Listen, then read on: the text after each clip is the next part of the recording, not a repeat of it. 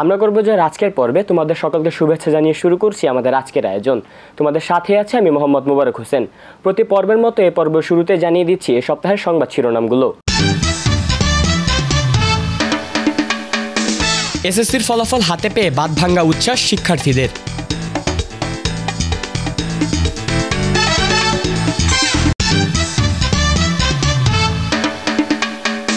রাজধানীতে আবারও বাড়ছে ডেঙ্গুর প্রকোপ।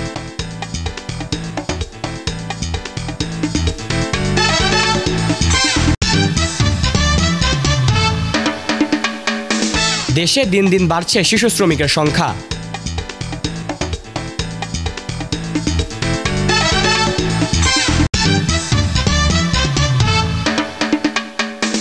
পাঁচ বছরেও শেষ হয়নি শিশু পার্কের সংস্কার কাজ।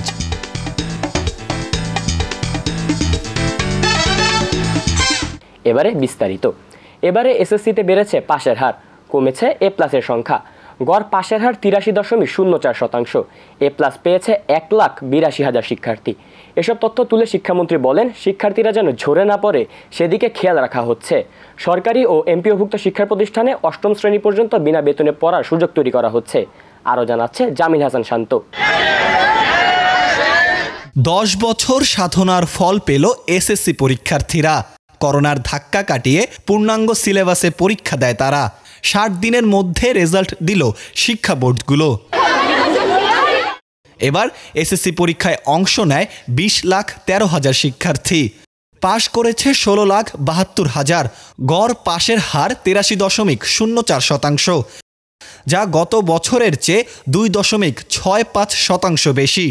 তবে কমেছে এ প্লাসের সংখ্যা, এবার পেয়েছে 1,72,000 শিক্ষার্থী। এবারও ছাত্রদের চেয়ে ভালো ফল করেছেন ছাত্রীরা। সবচেয়ে ভালো করেছে যশোর বোর্ড, পাশের হার 92.33%। সবচেয়ে কম সিলেটে 73.35%।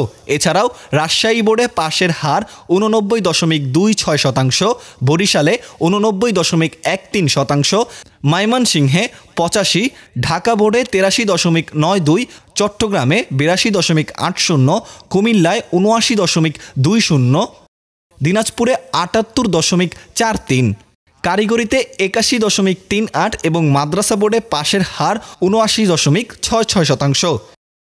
51টি শিক্ষা প্রতিষ্ঠানে কেউ পাশ করেনি। আমরা যেভাবে কৃতকার্য হওয়ার যে প্রক্রিয়াটা বিদ্যমান রেখেছি, পৃথিবীর অনেক দেশে সেটা নেই। তো আমাদের লক্ষ্য হচ্ছে যত বেশি সংখ্যক শিক্ষার্থী মাধ্যমিক ধাপ উত্তরণ করতে পারবে, তত বেশি আমরা একটা স্মার্ট প্রজন্ম করার পথে এগিয়ে যাব। শিক্ষামন্ত্রী জানান, অষ্টম শ্রেণী পর্যন্ত হবে নিম্ন মাধ্যমিক। সরকারি ও এমপিওভুক্ত প্রতিষ্ঠানে তাদের বিনা বেতনের পড়ার সুযোগ করা হবে। নিম্ন মাধ্যমিক স্তরে সরকার যদি সেখানে এমপিও দিয়ে থাকে, সেক্ষেত্রে শিক্ষার্থীর কাছ থেকে আবার নতুন করে ফিস যাতে করে না নেওয়া হয়, সেটা সুনির্দিষ্টভাবে যদি আমরা বাস্তবায়ন করতে পারি, সেটা করতে পারলে আমরা শিক্ষার্থীর জন্য সেটাকে অবৈতনিকভাবে পরিচালনা করার সুযোগটা থাকবে। আগামী ঈদের পর আর শনিবারে স্কুল খোলা থাকবে না বলে জানান তিনি। জামিল হাসান শান্ত, আমরা করব জয়, এটিএন বাংলা, ঢাকা। রাজধানীতে দিন দিন বাড়ছে ঝুঁকিপূর্ণ শিশু শ্রমিকের সংখ্যা। সারাদিন কালিমাখা শরীর নিয়ে বিভিন্ন টায়ারের দোকানে এবং ওয়ার্কশপের দোকানে কাজ করছে তারা। দারিদ্রতার কারণে পরিবারের চাহিদা মেটাতে তারা ঝুঁকে পড়ছে শিশু শ্রমের দিকে। এ সকল শিশুর সুন্দর ভবিষ্যতের জন্য দরকার সরকারি ও বেসরকারি নানা পদক্ষেপ। বিস্তারিত দেখুন রাইয়ান বিন আশরাফের রিপোর্টে। শহরের চারপাশে দরিদ্র অসহায় শিশুদের অর্থের প্রয়োজনে কাজে ছুটে চলাই যেন নিয়তি। যে বয়সে তাদের পড়ালেখা করার কথা, বন্ধুদের সাথে খুনছুটি করার কথা, সেই বয়সেই পরিবারের হাল ধরতে তারা নিযুক্ত হয়েছে নানা কাজে। পড়ালেখার ইচ্ছে থাকলেও বাস্তবতার কাছে হার মেনে তারা তাদের কাজ চালিয়ে যাচ্ছে। এখানে কতদিন ধরে কাজ করে? 3 বছর। 3 বছর? জি। কি কাজ করতে হয়? এই টায়ারের কামে করে, খোলা ফিটিং সব। এই 8টা থেকে রাতের 8টা পর্যন্ত। কত টাকা দেবে কাজ করার জন্য? কাজ শিখি এখন। কাজ শিখতেছে, পরবর্তীতে কত টাকা দেবে সেটা বলছে কিছু? বলছে এই বছর যাইলে বেতন ধরবো।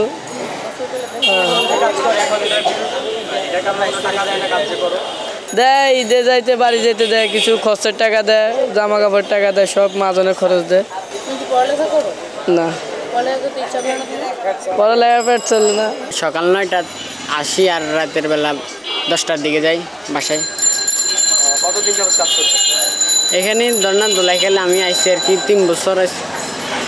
আর কত টাকা বেতন পাওয়া শেষে? 10,000। আর এখন তো পড়ালেখার বয়স, তাহলে এখানে কাজ করতেছে? ধর্না বাড়িতে অভাব হয়ে লেগে। কতদিন ধরে কাজ করেন? 1 বছর। কি কি কাজ করতে? টায়ারের। দোকান মালিকরা বলছেন পরিবারের দারিদ্রতার কারণে এইসব শিশুদের অভিভাবকরাই তাদের এরূপ কাজে নিয়োজিত করছে। এদের ফ্যামিলির তো দেখা গেছে আর্থিক অবস্থা খুবই দুর্বল, দেখা গেছে হেরা ছাড়া তো এদের ফ্যামিলিতে চলার মতো কোনো ব্যবস্থা নেই। এই কারণে দেখা গেছে মা বাবা বাধ্যগত হয়ে দেখা গেছে দিতে হয়, কিছু করার নেই। মা বাবাই দিছে, কারণ এদের তো ফ্যাট চলবে না নাইলে, কাজ না করলে। হ্যাঁ অবশ্যই পারিশ্রমিক তো দেওয়া হয়। বাংলাদেশের শিশু শ্রমিক বৃদ্ধির মূল কারণ দারিদ্রতা। এছাড়াও মা বাবার শিক্ষার অভাবও একটি বড় কারণ বলে জানান বিশেষজ্ঞরা। বিশেষ করে একেবারেই শিশু যারা, যেমন 7 বছরের নিচে যারা, এদেরকে কর্মের সাথে কোনোভাবে সম্পৃক্ত না করা। এখন বিষয় হলো, যেখানে অভাব আছে কাজের সাথে যুক্ত না হলে এই শিশুর জীবন চলবে না, সেখানে কি হবে? তো সেখানে সামাজিকভাবে একটা দায়িত্ব নেওয়ার সংস্কৃতি চালু করা প্রয়োজন। এর পাশে যারা অধিক ঝুঁকিপূর্ণ কাজে শিশুদেরকে শ্রমিক হিসাবে নিয়োগ করছে, আমাদের যে শ্রম আইন 2006 অনুযায়ী সেটি কিন্তু অপরাধ। এর পাশে আমরা যদি প্রতিরোধ করতে চাই, তাহলে যে কারণে অথবা যে পরিস্থিতিতে আমাদের শিশুরা শ্রমিক হয়ে যাচ্ছে বা তাদেরকে কাজের সাথে যুক্ত হতে হচ্ছে, স্কুল ছেড়ে পড়াশোনা ছেড়ে সে কাজ করছে, তো তাকে সেই কারণগুলো সমাধানের ক্ষেত্রে সবাই মিলে সচেষ্ট বা সক্রিয় ভূমিকা পালন করা প্রয়োজন। সঠিক সুযোগ পেলে হয়তো এই পিছিয়ে পড়া শিশুরাও একদিন সফল হবে।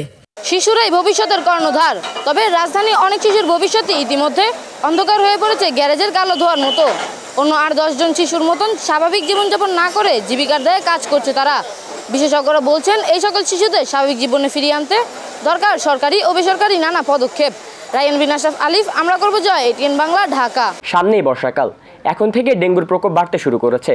প্রতিনিয়তই হাসপাতালগুলোতে ভর্তি হচ্ছে নতুন নতুন ডেঙ্গু রোগী। বিভিন্ন উপসর্গ নিয়ে আসছে অভিভাবকেরা।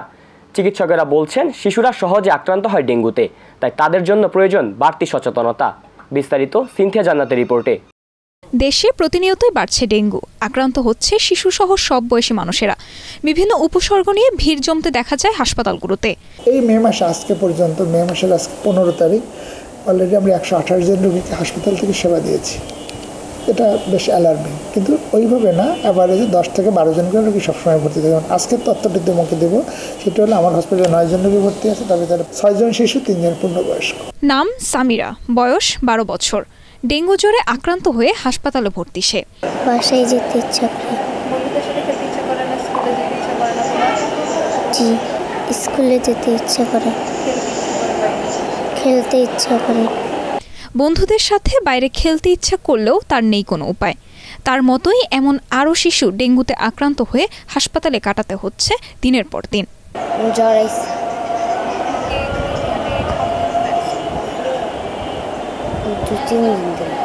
আজকে 5 দিন, বয়সে 13 মাস, আর আজকে 5 দিন ধরে জ্বর।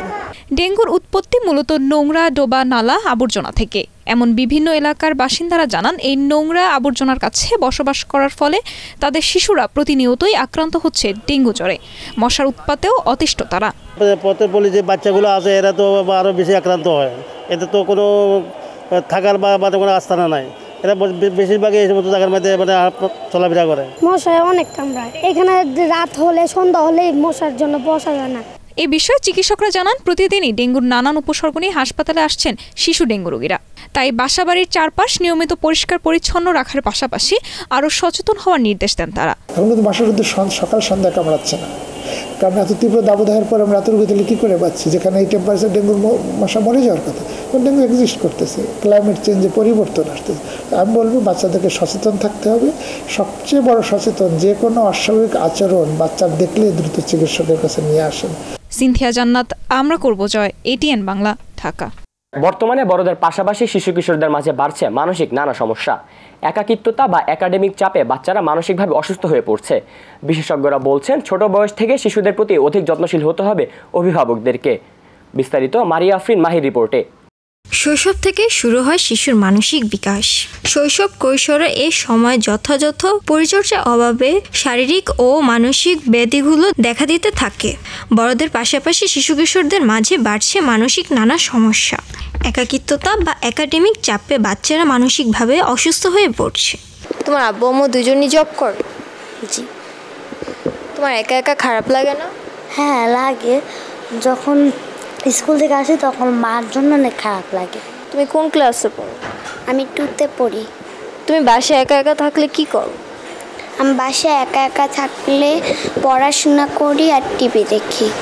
তোমার খারাপ লাগে না একা থাকতে? হ্যাঁ খারাপ লাগে। অভিভাবকেরা বলছেন সকল বাবা মায়ের উচিত তাদের সন্তানদের যত্ন নেওয়া এবং সময় দেওয়া। যখন ওরা ঘুমে থাকে তখন অফিসে চলে যায়, আবার অনেক সময় হয় যে অফিস থেকে এসেও দেখি যে ঘুমায়। তো মাঝে মাঝে তো আমার যেমন প্রেশার থাকে ওদেরও তো এরকম একটা মানসিক মেন্টালি একটা হ্যাম্পার্ড হয় ওদের, যে মাকে পাচ্ছে না। হ্যাঁ মানে টোটাল সারাটা দিন তো আসলে ওরা সবসময় হচ্ছে কেয়ারিং, মানে অন্যের কেয়ারিংয়ে থাকতে হয়। তো এটা তো একটা বিশাল একটা মানসিক চাপ বাচ্চাদের অবশ্যই। ওরা বাসায় একা একা টাইম স্পেন্ড করে, এখন ওদের তো সময় কাটাতে হবে। দেখা যায় পশু থাকলে নিয়ে খেলা করা, টিভি দেখা বা গেমস খেলা, এর উপরে দেখা যাচ্ছে ওদের মেন্টালিটি একটা প্রেশার আসছে। কিছু বললে রেগে যাওয়া, খিটখিটে স্বভাব, বাবা মাকে বা সবার সাথে ভালো ব্যবহার যেটা নর্মালি সবাই করে, ওদের মধ্যে এই জিনিসগুলো দেখা যাচ্ছে না। তথ্য বলছে 12.6% শিশু কিশোর মানসিক রোগে ভুগছে। বিশেষজ্ঞরা বলছেন ছোট থেকে শিশুদের প্রতি অধিক যত্নশীল হতে হবে অভিভাবকদের। ডিভাইসমুখী না করে সময় দিতে হবে সন্তানকে। একটা শিশুর বিকাশের জন্য একদম খুব ছোট থেকে আমাদের আসলে সচেতন হতে হবে। আগে যেহেতু আমরা একটা যৌথ পরিবারে বড় হতাম, অনেক কিছু পরিবার থেকে এমনি হয়ে যেত। এখন যেহেতু আমরা যৌথ পরিবার পাই না, সেহেতু আমাদের বাবা মাকে একদম জন্মের পর থেকেই শিশুকে কেয়ারের জন্য, তাদের মানসিক বিকাশের জন্য যা যা করা দরকার, যেমন তাদের লাভিং কেয়ার দরকার, তাদেরকে পরিমিতভাবে শাসন করতে হবে, তাদেরকে সঙ্গ দিতে হবে, এবং অবশ্যই তারা যেন শুধুমাত্র ডিভাইসকে সঙ্গী না করে, বাবা মার সঙ্গটা পায়, বাবা মার ভালোবাসা পায়, এবং অবশ্যই শাসনও যেন পায়। এটা যদি হয়, এবং যেহেতু তারা একা থাকে বেশিরভাগ সময়, সেটা না করে বাবা মা সহ অন্যান্য পরিবারের সাথে যদি আমরা একটা রিলেশনশিপ তৈরি করতে পারি, স্কুলে টিচারদের এবং স্কুলে বন্ধুত্বের ব্যাপারে যদি আমরা বাচ্চাদেরকে আরও উৎসাহ প্রদান করি, তাহলে আমার মনে হয় বাচ্চারা এই একাকিত্ব থেকে বের হতে পারবে। তাদের যে social withdrawal, depression, suicidal tendency, সেখান থেকে তারা বের হয়ে আসতে পারবে। শিশুর শারীরিক স্বাস্থ্যের পাশাপাশি মানসিক স্বাস্থ্যের দিকেও নজর দিতে হবে অভিভাবকদের। মারিয়া আফরিন মাহি, আমরা করব জয়, ATN বাংলা, ঢাকা। ছাদ কৃষি সম্পর্কে কম বেশি আমরা সবাই জানি, তবে এই ছাদ কৃষি যদি হয় শিক্ষা প্রতিষ্ঠানে, তবে তা যোগ করতে পারে ভিন্ন মাত্রা। ঢাকা শহরে অবস্থিত সকল শিক্ষা প্রতিষ্ঠানের ছাদে যদি ছাদ কৃষি করা হয়, তবে তা যেমন হবে পরিবেশ বান্ধব, তেমনি শিক্ষার্থীদের জন্য হবে এক উপভোগ্য বিষয়। শিক্ষা প্রতিষ্ঠানের ছাদ কৃষি নিয়ে এবারে রিপোর্ট করেছে ইয়াসাদ বিন সাজিদ।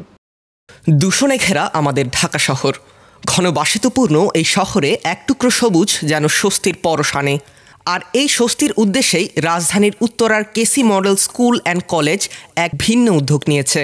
তো টপ ফ্লোরটা গরমের সময় অনেক হিট হয়ে যেত, তো এই কারণে ছাদ কৃষির মূল উদ্দেশ্য ছিল জানি গাছের ছায়ার কারণে জানি নিচের ফ্লোরটা ঠান্ডা হয়ে থাকে।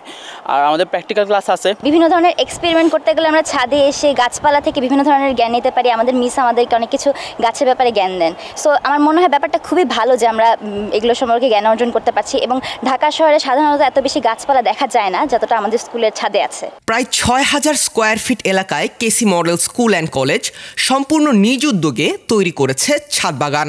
নতুন শিক্ষা কারিকুলাম, সেখানে উদ্ভিদ রোপণ করতে হবে এবং সেটা কিভাবে রক্ষণাবেক্ষণ করতে হবে, কত সপ্তাহে ফল আসছে, ওদের কিন্তু প্র্যাকটিক্যাল কাজটা করতেই হচ্ছে। তো আমি বলবো আসলে এখন প্রত্যেকটা স্কুলের ছাদ বাগানে আসলে গাছ লাগানোর ব্যাপারটা এখন কাইন্ড অফ ম্যান্ডেটরি হয়ে যাওয়ার কথা। আরও পরিবেশের যে বিষয়টা আছে, উদ্ভিদ যেখানে থাকে সেখানকার আবহাওয়াটা তুলনামূলক ফেভারেবল থাকছে, আরামদায়ক। তাছাড়া প্রজনন চ্যাপ্টারটা যখন পড়ছে, ওরা সরাসরি নিজ চোখে দেখছে যে পরাগায়ন কিভাবে হচ্ছে এবং সেটার মাধ্যমে কিভাবে ফুল ফল আসছে গাছে, কোন সিজনে কোন ফলটা হচ্ছে। তাছাড়া আমাদের যে শহরের বাচ্চারা তারা তো আসলে গাছের সাথে কম পরিচিত তুলনামূলক, যেহেতু তারা এত তো গাছ দেখে না। আমরা বিল্ডিংয়ের পর বিল্ডিং করছি, আবাস ব্যবস্থা করতে যেয়ে তো আমরা গাছের জায়গা রাখছি না, যার কারণে ওরা গাছগুলো চেনে না। কিন্তু স্কুলে এসে আমি নিজেই যখন গাছগুলো চেনাই ওরা খুব অবাক হয়। চোখ জুড়ানো এই বাগানে রয়েছে আম, পেয়ারা, ডালিম, কলা, লেবু, আখ, ড্রাগন, বরই, আমড়া, পেঁপে, করমচা সহ নানা রকম ফলের গাছ। সেই সাথে তুলসী, সজিনা সহ সিয়াসিডের মতো ঔষধি গাছও রয়েছে। আরও আছে নানা সবজি, শাক ও ফুলের সমারোহ। বর্তমান যে দূষণ, যেটি বায়ু দূষণ, সেই দূষণের হাত থেকেও এই অক্সিজেন যতটুকু সম্ভব কিছুটা হলেও এই গাছপালাগুলো সরবরাহ করে আমাদের সেটি নিয়ন্ত্রণে রাখে। কাজে এর যথেষ্ট গুরুত্ব। শিক্ষা প্রতিষ্ঠানে বর্তমান যে কারিকুলাম, এই কারিকুলামে বিভিন্ন নার্সারির সম্যক ধারণা নেওয়ার কথা বলা আছে। আমাদের শিক্ষার্থীরা এই ছাদ বাগান থেকে সেই ধারণা তারা নিয়ে থাকে। 2017 সালে শুরু হয় এই ছাদ কৃষির। আজ তা শিক্ষক ও শিক্ষার্থীদের জন্য একটি পরিপূর্ণ বাগানে রূপ নিয়েছে। জনসংখ্যা যেভাবে বাড়ছে প্রতিনিয়ত, এখন আসলে আমাদের ফাঁকা জায়গা বলতে আসলে কিছু নাই। যেখানে তাকাই, যেদিকেই তাকাই দেখি বাড়ি আর বাড়ি, গাছপালা নাই বললেই চলে। তো যেহেতু আমাদের নিচে বা এখানে কোথাও ফাঁকা জায়গা নাই, কিছু লাগানোর মতন কোনো স্কোপ নাই, আমরা যদি ছাদ কৃষির আওতায় এটা আনি, এটা আমাদের জন্য ভালো হবে। আরও ভালো ভবিষ্যৎ ওদের গড়ার পেছনে এর অবদান আছে। কোনগুলো এর অবদান হিসেবে কাজ করবে? গ্রুপ ওয়ার্ক, শেয়ারিং, পরিবেশ সচেতনতা, যে জিনিসগুলো আমাদের এখন দরকার। আরও যেটা আমি এর পেছনে আরেকটু অ্যাড করব, সেটা হচ্ছে ডিভাইস থেকে বাচ্চাদেরকে দূরে রাখা। এক তথ্য মতে ঢাকা শহরে রয়েছে প্রায় 37,000 প্রাথমিক ও মাধ্যমিক শিক্ষা প্রতিষ্ঠান। এই সকল শিক্ষা প্রতিষ্ঠানগুলো যদি ছাদ কৃষির আওতায় আনা যায়, তবে যাত্রা শুরু হবে এক সবুজ বিপ্লবের। প্রকৃতির ভারসাম্য রক্ষায় গাছের কোনো বিকল্প নেই। ঢাকা শহরের প্রতিটি শিক্ষা প্রতিষ্ঠান যদি কেসি মডেল কলেজের মতো ছাদ কৃষি আয়ত্তে আনতে পারে, তবে নগরীর উষ্ণায়ন হ্রাস পাবে এবং তার সাথে সাথে শিশুদেরও শারীরিক এবং মানসিক বিকাশে ভূমিকা ঘটবে। তাই প্রতিটি শিক্ষা প্রতিষ্ঠানে গড়ে উঠুক ছাদ কৃষি। সেই প্রত্যাশা নিয়ে ইয়াসাদ বিন সাজিদ, আমরা করব জয়, এটিএন বাংলা, ঢাকা। বাংলাদেশের প্রথম শিশুদের বিনোদন পার্ক শিশু পার্ক বন্ধ রয়েছে বেশ বহুদিন ধরে। ঢাকা দক্ষিণ সিটি কর্পোরেশনের রক্ষণাবেক্ষণে 2019 সালে শুরু হয় শিশু পার্কের সংস্কার কাজ। 5 বছরের বেশি সময় ধরে চলমান এই কাজ 2026 সালের জুন মাসে গিয়ে শেষ হবে বলে আশাবাদ ব্যক্ত করেন ঢাকা দক্ষিণ সিটি কর্পোরেশনের প্রধান নির্বাহী কর্মকর্তা। বিস্তারিত দেখুন এবারের প্রতিবেদনে। দেশের ব্যস্ততম নগরী ঢাকার শাহবাগে 1979 সালে 15 একর জমির উপর প্রতিষ্ঠা করা হয় শহীদ জিয়া শিশু পার্ক। এটি বাংলাদেশের প্রথম শিশুদের বিনোদন পার্ক। 1983 সাল থেকে পার্কটি তৎকালীন ঢাকা সিটি কর্পোরেশন এবং বর্তমানে ঢাকা দক্ষিণ সিটি কর্পোরেশনের আওতায় রয়েছে। পার্কটিতে হুইল ট্রেন, ম্যারিগো রাউন্ড সহ 12টি রাইড ছিল। 2019 সালে পার্কটি নতুন করে সংস্কারের উদ্যোগ নেয় ঢাকা দক্ষিণ সিটি কর্পোরেশন। তবে নানা জটিলতার কারণে 5 বছর ধরে চলমান এই উন্নয়ন কাজ এখনও শেষ করা সম্ভব হয়নি। সেটি অনেক আগে নির্মিত, সেই কারণে আসলে যুগোপযোগী এবং অত্যাধুনিক কিছু রাইডার সেখানে সংযোজনের বিষয়গুলো নিয়ে এটার কলেবর বা এরিয়াটা বৃদ্ধি করার জন্য পরিকল্পনা নেওয়া হয়েছে। পাশাপাশি আপনারা জানেন যে মুক্তিযুদ্ধ বিষয়ক মন্ত্রণালয় থেকেও এখানে মুক্তিযুদ্ধ স্মৃতিস্তম্ভ নির্মাণের পাশাপাশি আছে। এই কারণে তাদের কিছু কাজ আন্ডারগ্রাউন্ড কাজের জন্য, প্লাস এখানে আছে যে থানা এই কিংবা ফাঁড়ি, এগুলা এখানে স্থানান্তরের একটা বিষয় আছে। তো এই বিষয়গুলোর কারণেই কিন্তু আসলে কিছুটা বিলম্বিত হচ্ছে। নতুন প্রকল্পে 603 কোটি টাকা ব্যয়ে অত্যাধুনিক রাইড সংযোজন সহ একটি যুগোপযোগী এবং আধুনিক বিনোদন পার্ক উপহার পাবে নগরবাসী। কর্মপরিকল্পনা অনুযায়ী যে একটা প্রকল্প নেওয়া হয়েছে প্রায় 603 কোটি টাকা ব্যয়ে, সেই পরিকল্পনা এর মাধ্যমে আমাদের রাইডারগুলা সেখানে দুটো বিষয় মূলত, সেটি হচ্ছে একটা পূর্ত কাজ সেখানে করতে হবে, কারণ এটা যখনই স্থাপন করতে যাবেন সেটার একটা বিষয় আছে। আর একটা হলো খেলনা আইটেম। এই খেলনা আইটেমগুলো সহ প্রায় 15টা নতুন রাইডার সেখানে আসছে, খুব অত্যাধুনিক, সেখানে স্থাপন করা হবে। তো এটি আসলে পুরো প্রকল্পটা আগামী জুন 2026-এর ভিতরে কিন্তু শেষ করতে হবে সব কিছু। 2026 সালের জুন মাসের মধ্যে পার্কের কাজ শেষ করতে পারবে বলে আশাবাদী কর্তৃপক্ষ। সংস্কারের নামে প্রায় 5 বছর যাবৎ বন্ধ রয়েছে ঢাকার শাহবাগে অবস্থিত শিশু পার্ক। এতগুলো দিন অতিবাহিত হয়ে যাওয়ার পরেও জায়গাটির কাজের তেমন সন্তোষজনক কোনো অগ্রগতি হয়নি। 2026 সাল নাগাদ জায়গাটির সংস্কার কাজ শেষ হবে এবং জনসাধারণের জন্য উন্মুক্ত করা হবে, এমনটাই জানায় ঢাকা দক্ষিণ সিটি কর্পোরেশন। মোহাম্মদ মোবারক হোসেন, আমরা করব জয়, এটিএন বাংলা, ঢাকা। এই ছিল আমাদের আজকের আয়োজন। তোমাদের ভালো লাগা মন্দ লাগা কিংবা পরামর্শমূলক কিছু থাকলে তা আমাদেরকে চিঠি লিখে জানাতে পারো। আমাদেরকে চিঠি লিখবা ঠিকানা পরিচালক আমরা করব জয়, ATN Bangla multimedia production company limited, ওয়াসা ভবন, 2য় তলা, 98 কাজী নজরুল ইসলাম এভিনিউ, কারওয়ান বাজার, ঢাকা 1215, বাংলাদেশ। এছাড়াও চাইলে তোমরা আমাদেরকে ইমেল করতে পারো। আমাদের ইমেল অ্যাড্রেস atn.amrakorbojoy@gmail.com। বন্ধুরা, তোমরা চাইলে সামাজিক যোগাযোগ মাধ্যম ফেসবুকেও আমাদের সাথে সংযুক্ত থাকতে পারো। আমাদের ফেসবুক পেজ লিংক facebook.com/akj.atn। দেখতে দেখতে শেষ হয়ে গেল আমরা করব জয়ের জন্য নির্ধারিত সময়। দেখা হবে আগামী পর্বে নতুন কোনো সংবাদ কিংবা পুরনো কোনো সংবাদের নতুন কোনো অগ্রগতি নিয়ে। সে পর্যন্ত সকলে ভালো থেকো, সুস্থ থেকো এবং চোখ রেখো এটিএন বাংলা পর্দায়। আল্লাহ হাফেজ।